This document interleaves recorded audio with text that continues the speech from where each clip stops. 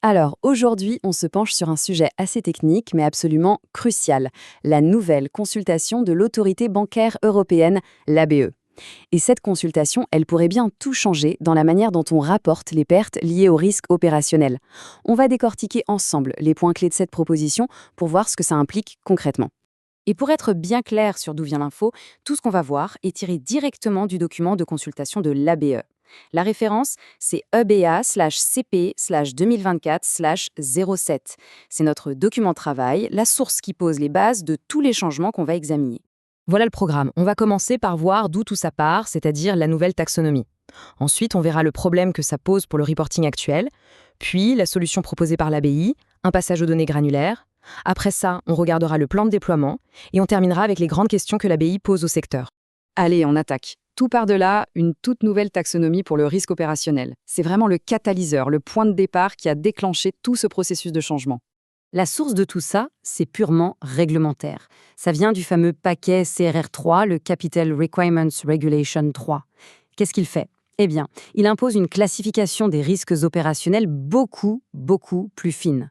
Et comme ça doit s'appliquer dès 2026, ça rend le cadre de reporting qu'on utilise aujourd'hui, disons, complètement obsolète. Pour bien se rendre compte du changement, il suffit de comparer. Le niveau 1, lui, ne bouge pas, on reste sur 7 types d'événements pour assurer la continuité, c'est logique. Mais alors au niveau 2, là, c'est une autre histoire. On explose la granularité, on passe à 26 catégories. Et ce n'est pas tout, on ajoute aussi 15 attributs pour donner plus de souplesse. Le champ d'application s'élargit lui aussi pour inclure les risques ESG et tout ce qui touche à la résilience numérique, en lien, bien sûr, avec le règlement DORA. Et voilà où on arrive au cœur du problème. Une taxonomie aussi détaillée, c'est bien, mais ça crée un vrai casse-tête pour le système de reporting qu'on a aujourd'hui. Le constat de l'ABE est d'ailleurs très clair, sans aucune ambiguïté. Les templates de reporting actuels, les C17.01 et C17.02, ne sont tout simplement plus à la hauteur. Ils sont inadaptés, incapables de gérer le niveau de détail que CRR3 demande. L'ABE le dit elle-même dans son analyse d'impact. Et ça résume parfaitement le dilemme.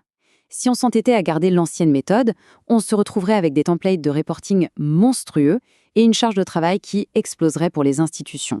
Bref, une impasse. Donc face à ce mur, l'ABE ne propose pas juste un pansement. Non, elle propose un vrai changement de philosophie. Et la solution, c'est quoi? C'est de basculer vers un reporting qui s'appuie sur des données granulaires. Le concept, l'idée maîtresse derrière tout ça, l'ABL la résume avec une petite formule assez parlante, un reporting plus volumineux, mais plus simple. Qu'est-ce que ça veut dire?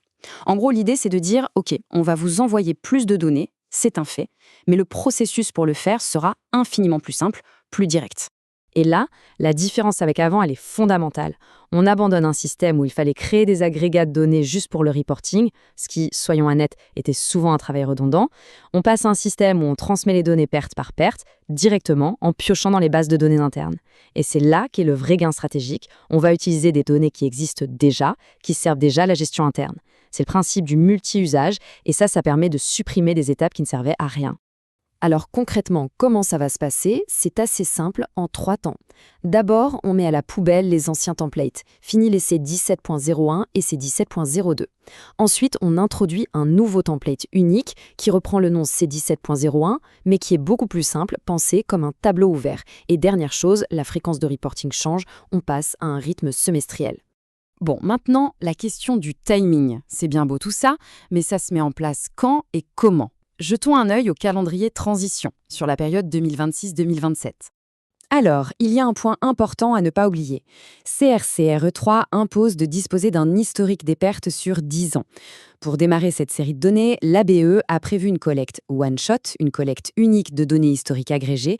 Ça se fera au moment de la toute première soumission sous le nouveau format. Ok, regardons la timeline en détail, c'est un peu dense mais c'est essentiel. En 2026, top départ, la nouvelle taxonomie entre en vigueur. Les institutions commencent à enregistrer les données en interne selon ce nouveau format et pour le reporting, on utilise une solution temporaire simplifiée. On avance jusqu'à fin 2027, là les nouvelles normes techniques, les fameuses NTC, deviennent applicables. C'est aussi la première date de référence pour le reporting granulaire. Et puis, début 2028, c'est le grand moment, la première soumission. Et attention, elle devra inclure les données granulaires de manière rétroactive jusqu'à 2026, plus cette fameuse collecte historique one-shot dont on vient de parler.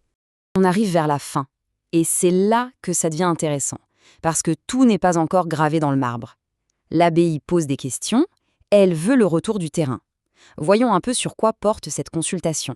En fait, les questions de l'ABE touchent au cœur du projet. Est-ce que ce passage au reporting granulaire est vraiment la bonne idée? Est-ce qu'on peut s'attendre à une vraie réduction des coûts, à un gain d'efficacité tangible?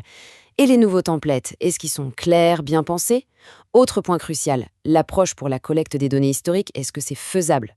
Et enfin, tout ce plan de transition pour 2026-2027, est-ce que c'est réaliste pour les équipes sur le terrain?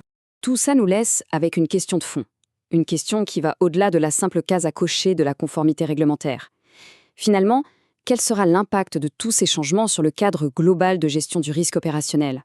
Comment ça va vraiment transformer le quotidien et la stratégie des établissements?